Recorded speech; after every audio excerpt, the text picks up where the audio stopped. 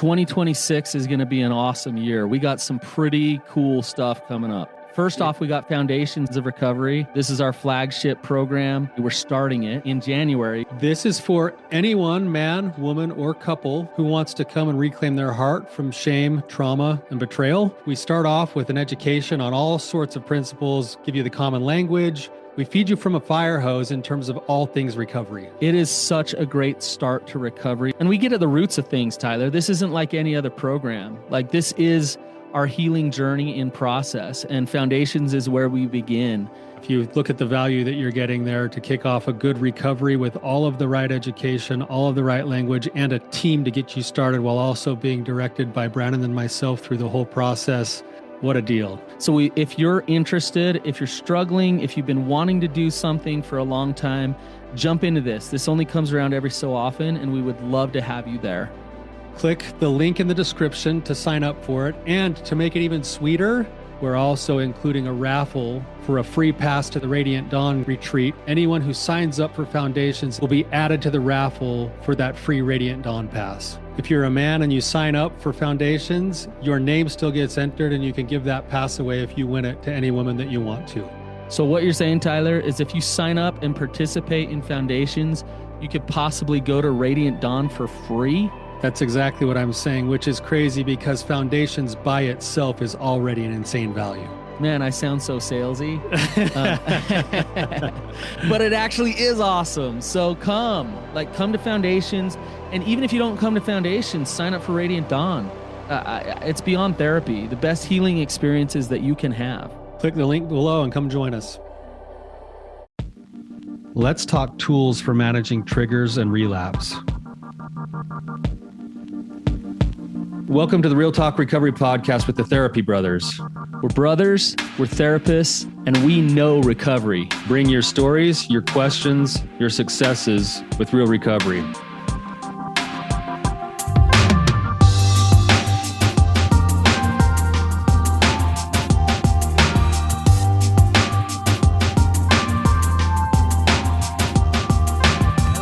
Kind of our old bread and butter stuff today. Yeah, we're gonna get back into some of the older stuff. You and I really like to get into the philosophical stuff, and we like to talk about principles and things. Hey, if I can get something that leads you to a poem and some tears, then that's the topic I like to get into, because I get a poem out of you. You get a poem and the tears. You like to make me cry too. Dad yesterday whipped out a poem, and it was memorized. I was like, man, like father, like son. Oh man, chip off the old block. He was given a talk in church, and at the very end, he just whipped out a poem, and I was like, that's where I get it from. Yeah, it's just beautiful. Yeah. Shout out to the old man. It's beautiful. You should start writing some poetry. I actually did write a whole bunch of poetry when I was in high school, extremely depressed and almost suicidal. Really? Yeah, somewhere on one of mom and dad's discs somewhere back at their house, there's a bunch of really depressing poetry that I wrote when I was in high school. Yeah. So. Yeah. Well, it's that type of stuff that turns into a masterpiece. You throw that in a book, and it'll be like Picasso. It'll probably turn into the depths of your soul. It's the skeletons in the closet is what it is. And at some point when it's really uncomfortable, it'll probably come to light. So yeah. Well, if you wrote it back then, you should write some now. Yeah. I'm challenging you. I want you to share one of your own poems on the podcast sometime. That's my challenge. You already mocked me enough for other people's poems. I know, I would love your own poem. That'd be amazing. Yeah. If you do that, I'll do that. Okay, I'll go to work on it then. Hey, you made me dance at the retreat, so this is now we'll be even. Oh man, that by the way was my favorite part of the whole retreat. Probably is watching you go full out, wholehearted, full send on dancing. Hey, because you're gonna be a bear, be a grizzly. Yeah, jump into it. Well, you did, and it was a sight to behold. So it was awesome. Yeah. Well. Well, should we get into it here? Yeah, let's get into it today. We're kind of going back to, you and I were just kind of talking about how we have had a number of episodes that have gone by without us actually giving some tangible kinds of tools. And we always get questions about what are some of the best tools to use to manage stress, to manage triggers, to handle relapse, to try to make sure that you can maintain sobriety. And in our world, we often like almost hear that word sobriety, and both you and I kind of almost shy away from it because we're like, like that's been too much of a focus for too long. Yeah. But in reality, there are some really important things towards sobriety and managing triggers, and this could even be the trauma response triggers. And so today we're just going to swap back and forth a little bit on some tools and skills that we find to be beneficial for people, and hopefully there'll be something tangible that our listeners can take away today. Yeah. I think that it's really cool. Us as human beings, we have a really fascinating brain where there's a space between stimulus and response where we can actually create power to choose our behaviors and what we do. So oftentimes it doesn't feel that way. If I'm hungry and I smell the burger across the street, next thing you know, I'm in the line, I'm eating the burger. But the truth is that we do have that power. And if you practice a lot of these tools, you become stronger to actually be able to choose your behaviors. And so these are mindfulness tools. We're helping you go from your reptilian brain to your mammalian brain. And in your mammalian brain, that's where you have that power to choose. So you want to start, Tyler? Yeah. So the very first skill goes right along with what you're saying there, Brannon. And this is one that, every one of my clients has heard 1,000 times before, but I think it's really beneficial, and it is tied to the principles of mindfulness. And we call it, it's been called a number of different things, but we call it either riding the wave or surfing the urge surfing, something like that. And what this skill is all about is it's actually learning to trust ourselves to manage a painful emotion or response or trigger by learning to get curious with it and lean yourself into it with curiosity and a seeking for understanding rather than trying to avoid it or get rid of it. Yep. So in our world, most of us have trained ourselves to shy away from anything that we would consider painful. So if a trigger comes up, it's like, oh man, I feel this urge to act out right now. Most of us, we default into, oh, this is bad. I need to hurry and get rid of this feeling, and I shouldn't be feeling this way. And instead, what surfing the urge is it's actually learning to pause and to become curious with what the actual experience is of the trigger that you're feeling. And so imagine like our emotions are like waves in the ocean, and all our emotions are impermanent. That's why they're called emotions. They move, they change, but we don't feel like they're ever going to go away when we get caught on a really big wave of an emotion. You're just in it. You're in it. And the more that we try to like fight that big wave, the more likely we are to actually have it curl on us and churn us under and then bury us. And then we act out, or we lash out, or we do whatever, something reactive that we regret later on. And this skill is about learning to understand emotion as a wave and to trust yourself to be on the surfboard on top of that emotion for as long as it's there, while observing your experience on top of the wave. Yep. And the way that you do that is you go into the question of what is the actual experience that I'm having right now. So instead of going, oh no, hurry and get rid of this, it's more like, oh, I'm experiencing a trigger right now, a really strong urge to act out. Oh, what is that? What is that urge actually doing in my body? Well, I feel my face flushed a little bit. That's interesting. I feel my jaw kind of clenched and my neck and shoulders are kind of tight.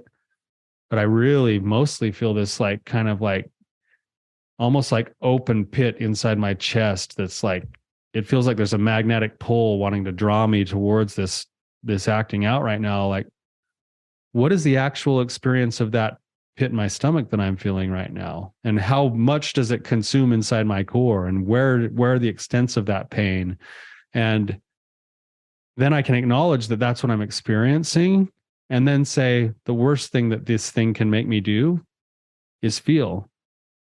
And I can stay with this for as long as it takes, because it is an emotion, and eventually this will set me back down, as long as I don't do something to like fight it. I can just let it take its course. Tyler, it's interesting as you're talking. I think the curiosity is the way to not get caught up in shame and fear and judgment. It's just, you're curious that it comes up.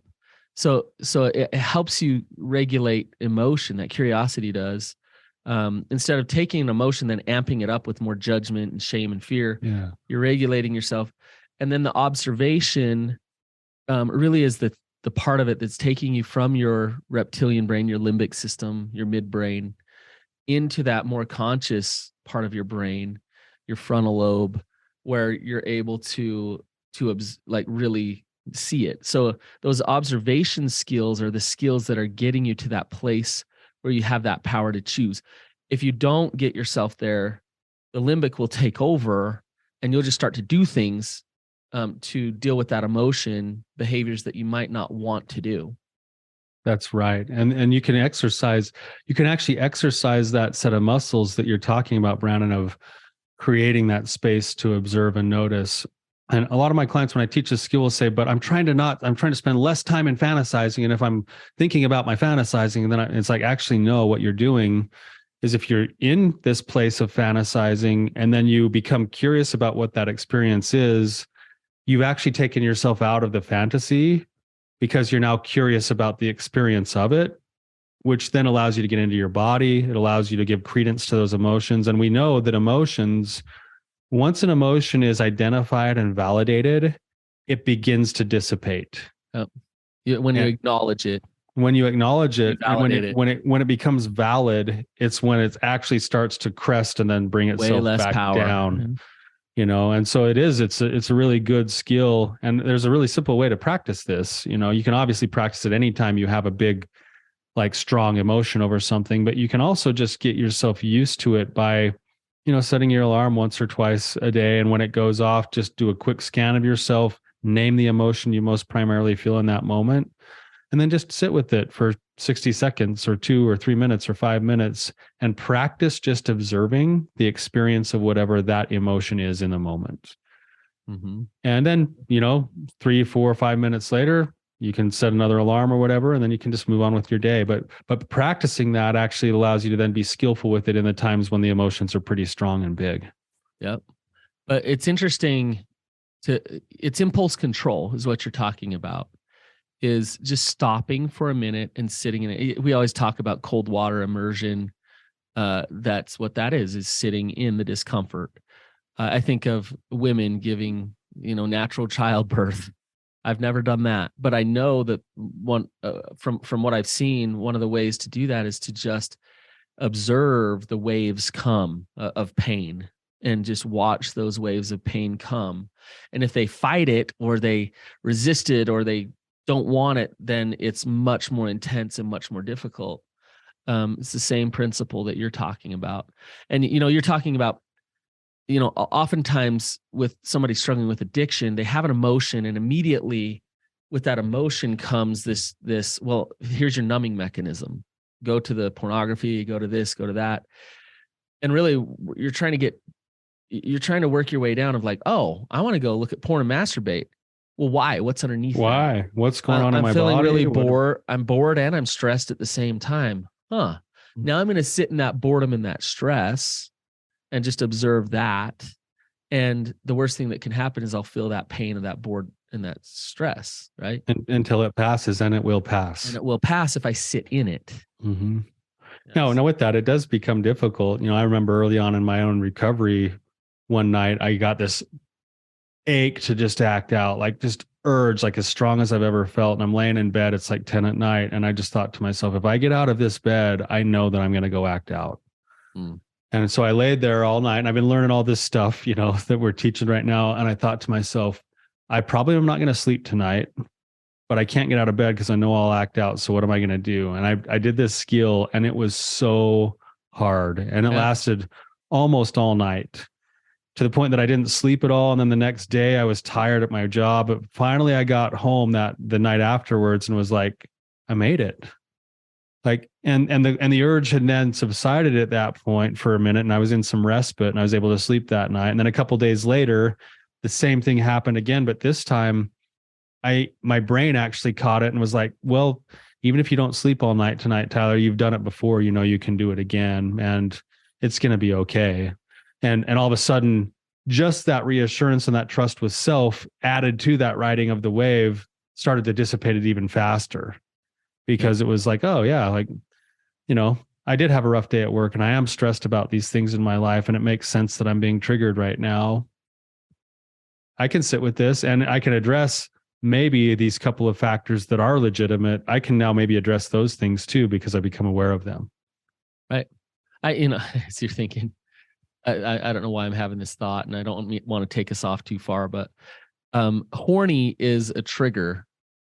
So what I mean by that is, we always talk about stress, boredom, like you get horny and you can sit in that discomfort too. Yeah, you don't have to act on it. You don't have to act on it. You notice it comes in waves. You can deal with it. You can do what you want with it. And that's you mix horny with boredom and stress and all that stuff. Then you got a cocktail of discomfort where the limbic system's coming in saying, "Okay, like we know the solution. Yeah, take it. It's so easy. Just go take care of this. So easy." And that's where you can get really, really good at being like, "Wow, look at this cocktail. This is interesting." Yeah, man, there's a lot here. And what do I have control over? And what do I need to surrender? Yeah, I can observe this. I can see it. I can step myself back into the serenity prayer now and say, okay, well, these parts I have to let go of, but these are the factors that are actually legitimate that I can do something about. And I'm going to be okay. Like, it's going to pass. I remember, Tyler, I was stressed with work. It was just a really hard day. My kids would not go to bed, and they just wouldn't go. They wouldn't do any chores. They wouldn't go to bed. And I was ready to explode, just yell. Like, I was so done. And before I did, I like stepped into my bedroom and I closed the door and I breathed. I just took some breath for a little bit, and I surfed the trigger, and I just sat there and I just observed how amped up I was getting. And I observed how tired I was, how stressed I was about some other things going on in life. I observed how I wanted to take it out on my kids in that moment, and just sat in it. And then I opened the door, and what do you know? I was such a better dad and just regulated in order to help my kids go to bed that night. And I just share that example because this isn't always about acting out sexually. This is about regulating your emotions in general. Yeah. Getting curious with the experience of the emotion. Yep. Really good. Yep.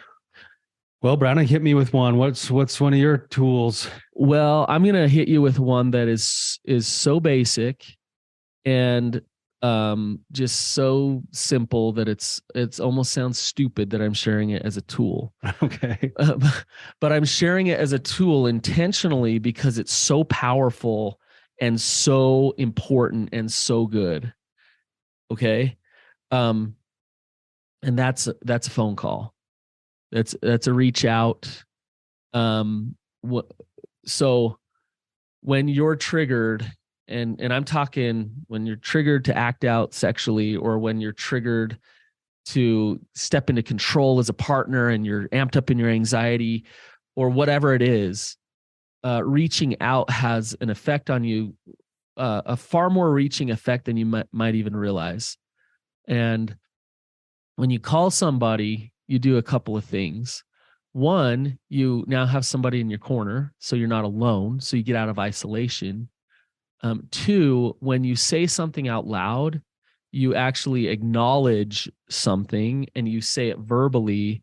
It actually moves it from your midbrain into your frontal lobe, where you're able to say, this is what's going on, and you can see things more clearly. You can also get feedback, and you also get accountability. So you come out of the dark into the light, and so you're not just alone dealing with your own stuff. And so for all of those reasons, a simple phone call can save the day and be huge. I 100% agree with you. And it could be a phone call, or some of my groups use other apps, Marco Polo or Voxer or whatever else. And I love your explanation of why it's beneficial. I actually want to go even a little bit more nuts and bolts with this, Brannon, because I know that a lot of our listeners right now are going, yeah, I've heard that 1,000 times, but what do I say? Like, what does a phone call actually, what does a reach out actually, what's a healthy reach out actually look like or sound like or feel like? Well, Tyler, you mix what you just, the tool you just shared, surf the trigger, with a phone call, you've got a pretty awesome tool going on. So as you're observing, and oftentimes the phone calls are lame. Oftentimes people will do them because in their group they were told that they needed to do a phone call. So they call someone, they're like, "Hey, yeah, I'm stressed. Okay, bye." Yeah.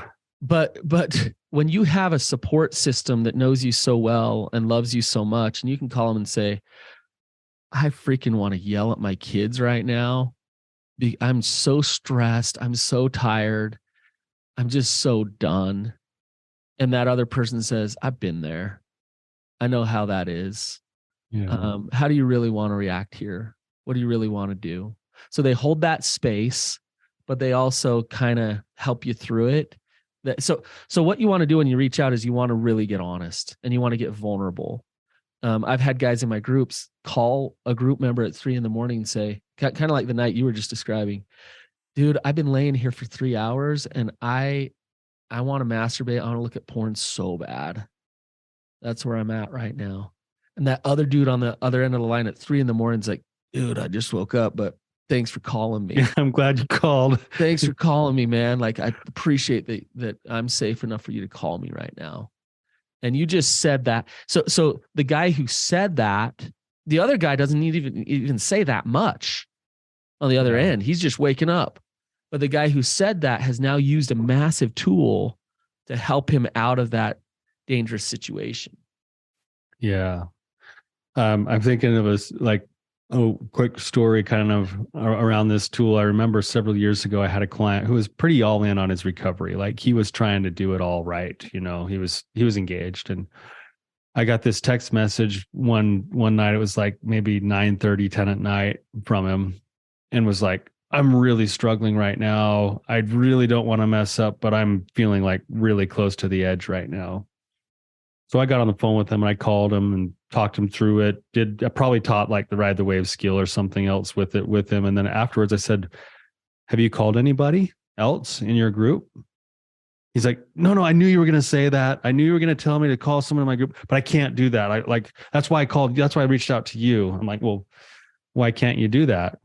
And he said, "Well, I don't know what to say. Like, what do I say?" And I said, "Well, let's role play right now." So I'm like, "Hey, like, hello." He's like, "Hey, it's so and so. Like, we'll call him John." Like, "Hey, it's John. Oh, hey, John. I haven't ever talked to you before, man. What's going on? I'm glad you called." "Well, I'm stuck because I'm feeling really triggered right now and I want to act out." "Oh, well, I'm so glad you called. Let's talk through it. Like, what's going on right now? Like, you stressed? You bored? Like, what's happening? You have a fight with your wife?" Like, No, I had a really rough day at work and I'm really stressed about finances because there's just not enough to make ends meet. And I'm just feeling so much pressure. And man, I'm having such a rough day." And pretty soon I'm talking to him about his rough day and all of his other stuff. And then at the end of the phone call, I'm like, so that's what's going to happen is you're going to say hi. He's going to say hi. You're going to say, "I'm struggling." He's going to say, "Tell me about it." You're going to tell him about it. He might share that he's struggling too, or he might show some empathy. And then by the end of our call, he's like, "Man, I feel so much better right now." Yeah, there it is. And I'm like, "Oh, well, that's all. That's all it would take. All it takes. That's all. That's all it would take. Support, a little bit of love, And the courage to do the reaching out, which then leads to mindfulness on the part of the person struggling. That's right. And then they also know, they go lay back down in bed and maybe the trigger comes up again. They're like, "Hey, I already talked to so and so. They know I'm here." Like they're with me through this whole thing now because I talked to them about it.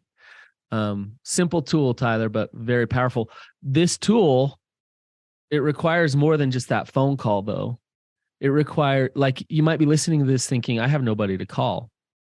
Well, then you need to go create that recovery capital or that support system so that you have people to call, you have people to reach out to who can hold that space for you.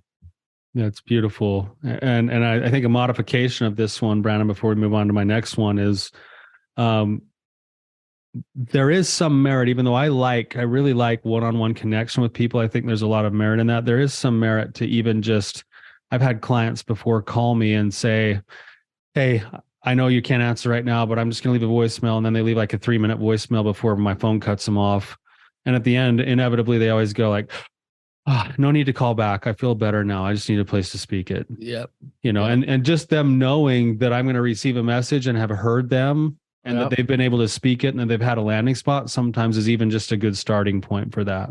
Yep. And text is, to go along with that, Marco Polo, text is a blessing and a curse. Text is awesome because it's just a quick little, hey, this is where I'm at.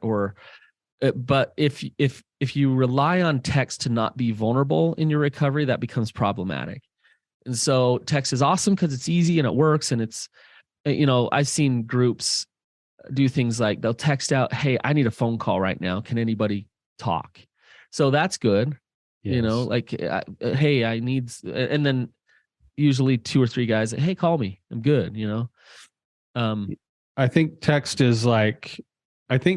becomes an even more powerful and useful tool at the level of the intimacy of the relationship already. So yeah, if I've already got like a best friend, like I could text you, and because our relationship is so much deeper than just the text, that text will be valuable for me. Whereas if I don't have a relationship with you and I'm throwing out the text to just kind of like say that I did it, there's not as much intimacy in that relationship, and so it's not going to be quite as valuable, even though it's still a good skill to use. Yep. That's a good point. So, all right, what do you got next? Okay, Tyler? Here's my next one. This is going to be something that can be really valuable in a crisis, but it takes some legwork before the crisis to set it up. Okay. So, and it's called the build mastery skill.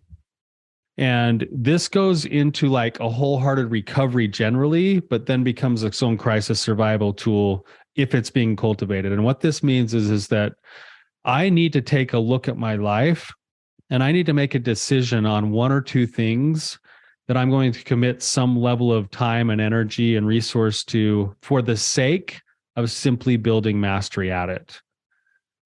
So in my world, one of mine right now is that there's a couple of places where I'm trying to build mastery. One is my understanding of hunting and firearms.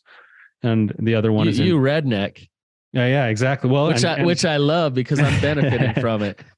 Well, yeah. Well, and if you call me redneck for that, my other one is training my dog, like learning how to train my dog to be like fully obedient and also to hunt birds the way that she was designed to do that. Right. Now people are going to be listening going like, but how does that help in in a really hard time, or like when you're really crisis, or when you're triggered, or like, and here's how it works. One is that you're doing the day-to-day by putting time and energy into becoming better at something. And as you become better at something, you gain confidence, you gain competence, you gain sort of like positive emotions that are being poured into you. And it also reinforces down at the core some of your identity just on the day-to-day basis. So number one, you're going to be less likely to be as triggered when you're doing that kind of work already. It's like a proactive thing that's stopping it. But then when things go wrong, let's say I come home and have a really bad day at work, and then I walk into like a situation where my wife is highly triggered and I blow up and I don't quite hold space the way that I want to. And I'm feeling like so crappy about myself. And then I want to have this urge to want to go act out or do something that I regret. One of the places that I'm going to fall back on is just mentally first, man, as much of a failure as I've been today, at least I'm really good at blank. Right. Like at least I know how to train a dog, or at least I know how to like hunt or understand like which rifle scope I'm going to buy next because I've done the research. And there's something about me that I can appreciate because I've been building mastery at it. Yep. Right. The other thing that it does is it can be the actual fallback to do the grounding itself. So if I'm in a big fight with my wife, I've had a rough day at work, man, grab my dog, go for a run and do a little bit of training. And now I've bought time. I'm getting grounded, and I'm created a little bit of space for myself to kind of grab a hold of that space you were talking about earlier, where I get to decide my next move rather than just automatically. Yep. Like, and if I haven't been building mastery in my life, that option isn't there in my mind or available logistically in that crisis moment. It's a win-win, Tyler. Like what you're talking about is doing something fun and that makes you feel alive, that really helps and supports your recovery. So it's like, why don't you do that? Why don't people do that? And it's because they're in ruts, because they just do the same thing again and again. I met with a couple. They came to one of my groups. They came to a foundational group that I ran. Great couple, and he was really nice guy, really humble, good guy. But then I didn't see him for like 3 years, and his wife came in after 3 years, and she said, I really need to work on myself because my husband's amazing and he's in solid recovery. And I just want to know how to work on my intimacy issues because I want to be closer to him. And I thought, well, what? Like, he hasn't been going to any groups. I haven't seen him for therapy. How could he be doing well? Yeah. And I actually kind of asked her that, and she said, you know what he did? He started a hobby farm and he raised rabbits, and he has an awesome garden. And I don't think it was cross addiction-y. I think he actually started to build some mastery in his life, and it shifted it had massive effect on him, because he felt a sense of purpose. He had a good grounding outlet in his life, and he had somewhere he could go to. He created a serene, beautiful place in his yard that he could go to. So, I love this one, Tyler. It's a great example. I think of one of my favorite examples of this. Shout out to my friend Dallin from long time ago. He came in, did recovery work, did really, really well, got out. I bumped into him a couple of years after he was done with treatment with me. And he said he was doing really, really well with his life and stuff. And I said, well, what's the biggest factor that's helped you to kind of be successful after treatment? And he said, the build mastery skill. And he said, when you told me that right at the beginning of recovery work, I decided that I wanted to learn about horses. So I started watching YouTubes and reading books on horses. And then I actually went and worked for a summer doing like part-time work for a farmer building his fence. And at the end of the summer, I did my trade for the work that I did for one of his horses, and I got a hold of a horse. And then I started training my horse every day. And eventually he got so into his horse that he eventually was able to train his horse to where he was able to go take it to a competition, and he actually won a competition on his horse. That's awesome. And I said, well, that's so incredible. And I said, here's the benefits to it. One is that it took my time and my energy and put it into a place that I had passion for, and it gave me a sense of purpose. And that's where I would have gotten otherwise into trouble with my downtime. Two, I built confidence in who I was, and I actually knew that I was good at the horses, to the point then, this is what's so cool about it, that he turned around and started actually giving lessons to other people. That's awesome. Because he becomes so good at the horses. So now he's building connections. He's also offering his expertise, which then allows you to feel like you're making a difference in the world. And then he said, and then something about the horses themselves was so therapeutic. To have to manage my emotions, to have to like be grounded in the ways that I needed to be grounded to work with my horses. It taught me to regulate my emotions. And then he listed off like several other reasons why this one skill had changed everything in his recovery. And so I think it's a way underrated skill, a skill that isn't taught very often, but it's one of the most powerful skills that I've experienced in my own recovery. I'd like to give a little caveat, and the caveat is this: anything can be out of whack, anything can be out of balance. Sure. Like I met a woman who was like excessively going to church in the temple, and that's a good thing. So when we talk about build mastery, we're talking about working something into your life that really works into that life balance. If I'm mountain biking all day long, Tyler, yeah, right. I'm not doing bad things, right? But I might be if I'm mountain biking that much.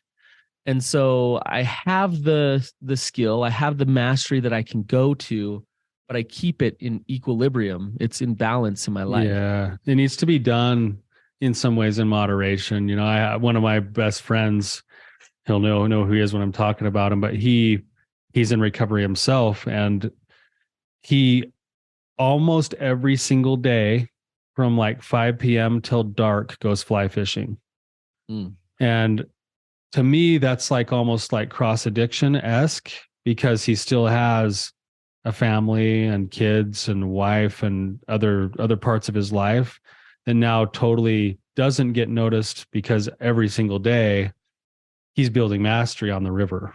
Right. He's probably Right. catching a lot of fish. And he's amazing. Like, I can't tell you the things that I learned, you know? Right. Right. But you enjoy it. oh yeah, like I take full advantage of that. Right. But it can go too far. So you're right. There is a good caveat with that. But I think that's why doing the work and the wrestle with that identity piece of us and who and how God sees us is important, because unless God comes to me and says, Tyler, you are the world's like finest dog whisperer, I need you to spend 70 hours a week training your dog. Right. I'm probably going to get more like, no, you really need to go train your dog, but do it for a couple hours a week. Right. You know? Yep. Right. Yep. Do we have time for one more? Yeah. Do one more, Brannon. You got one more? Okay.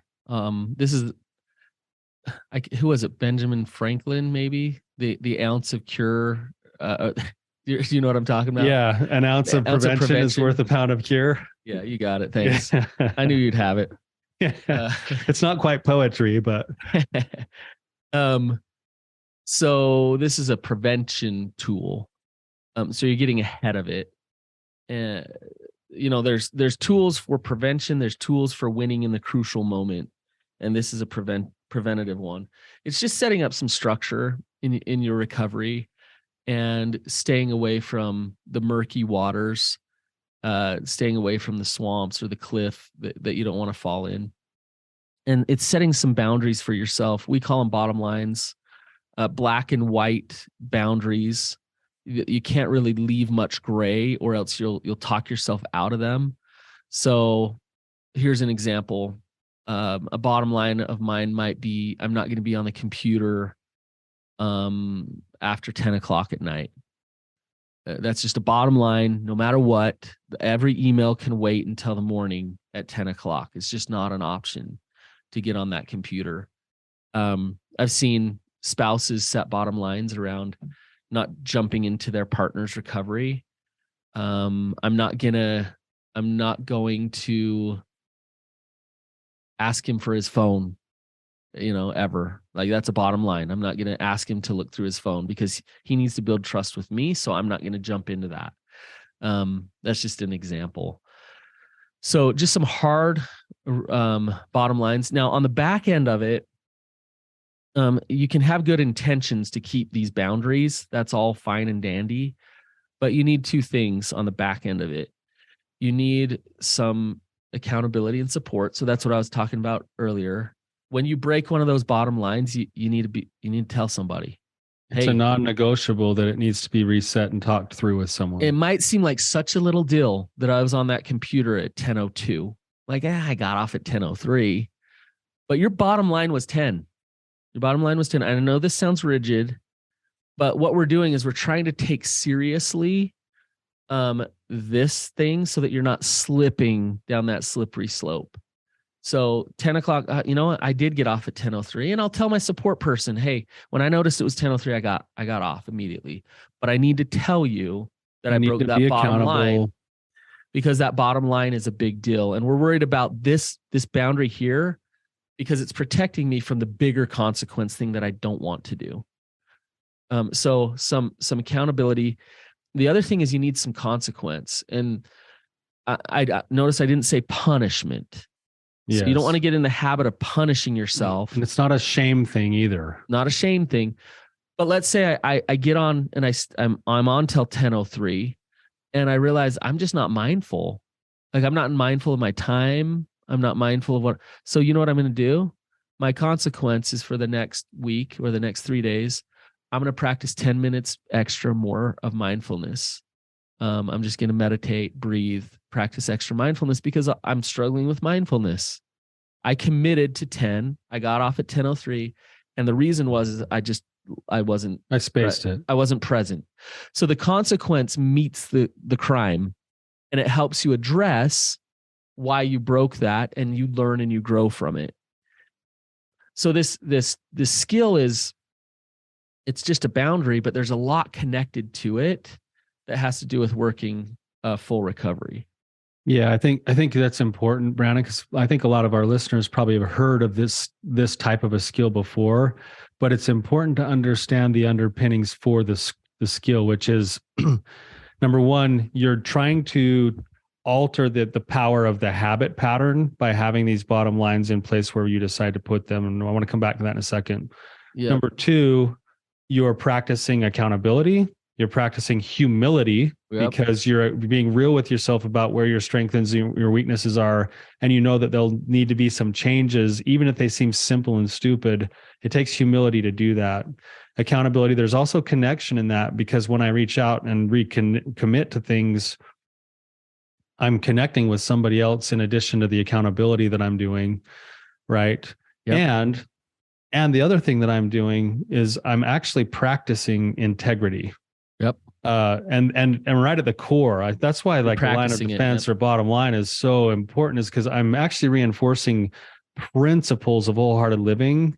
I'm getting like 5 principles of wholehearted living while at the same time avoiding my relapse, all through this one skill. If I do it properly. Now, I want to reiterate that this isn't a shame-based thing. We think that if we hit a bottom line, I remember when I was trying to stop drinking soda a few years ago, and I think you actually told me on the phone after like several times of telling you're like, dude, are you actually going to follow through on this or not? I'm one to talk. Like, because I kept going I had a bottom line not to go into the gas station at all, because as soon as I walk in, my mouth waters for that like 64-ounce Dr. Pepper or whatever. Yeah. And you're like, but to have that, number one, that's reinforcing the change in the habit. But number two, it's like, I needed that. I needed that from you to say, hey, look, I'm happy to take a phone call, but like, right. If you're not going to take it seriously, like, what are you going to do differently this time? Right. It's like, okay, well, yeah, that's right. And then it started to carve that out, and it sent me on a trip to where I actually didn't drink soda for several years until the more recently, where I relapse at every family party we go to. Right. But no, so those principles are really, really important, but they're not shame-based. They're recovery-based principles. Yes. I do want to speak to a little bit to like how to find the right bottom line, or the right lines of defense here. It's to start with finding any behavior or outcome in your life that's repeating itself that isn't helping you or serving you. Yeah. So it might be around my fear cycle with the trauma that I've experienced, and oh man, I've got these really long antennae now where I have to go check everything all the time. It's like, okay, that outcome is taking all of my energy. It's wearing me out. It's making me resentful. Okay, I need to change that somehow. Right. Or I'm acting out, and I tend to act out, mostly when I'm by myself. And I really have, actually, if I'm really honest with myself, I have terrible habits when it comes to managing just my technology in general. Right. So then once you find the behavior that you don't want to do anymore, the outcome in your life that keeps producing itself, you actually backtrack further up the line to a pivotal point that you have control over, that you can make a change over, that is going to be easier because you still have willpower than the actual behavior itself. Yep. So if I want to stop looking at porn, and I happen to do it all the time when I'm by myself, and I usually do it when I scroll social media or YouTube for a while till I'm bored, or play video games for a while, and then I end up slipping and having that mess up, I need to back all the way up and say, I need to take a look at how I'm managing my internet. Maybe I need to stay away from endless scrolling for a while, or maybe I need to not be on the internet unless it's in a public place. Or in my case, I actually took the internet off my phone for a few years because I just didn't want to spend all my time numbing out, even though I may not act out on the phone. Right. Once you find that place further back, you have more willpower, and it's easier to hold that smaller line than it is the bigger one. Yep. You want to put the barriers around the danger zones. And a lot of times you don't even realize what the danger zones are, and you want to get as conscious as you can. I mean, the behavior that you don't want, that starts long before the behavior comes. And the further you can get to where it starts and closer to where it starts, the better you're going to be able to control your behaviors. So That's right. yeah. And so, I've seen people put bottom lines like, I have to be in bed by 10 o'clock. And you look at that, it's like, what? Like, what? How's that a bottom line? And they realize that fatigue and tiredness and a lack of sleep is a huge danger zone for them. And getting into bed at night matters. So their bottom line is, I've got to get my rest. I can't sit and watch TV until midnight because that sets me up the next day to fail. So this bottom line is really important for me. And that could be looked at as a daily, more of self-care, but you can come to it from the angle of a bottom line as well. Yeah. Beautiful. Yeah. And I think for one of the things that's difficult for people is because they seem small, because me getting to bed at a certain time seems small, or I shouldn't have to do that, or all those other shoulds and shouldn'ts come in. This line doesn't feel true when it actually is. And this line is, I need to go to bed at 10 o'clock. I need to not have the internet on my phone right now. I need to, because my life depends on it.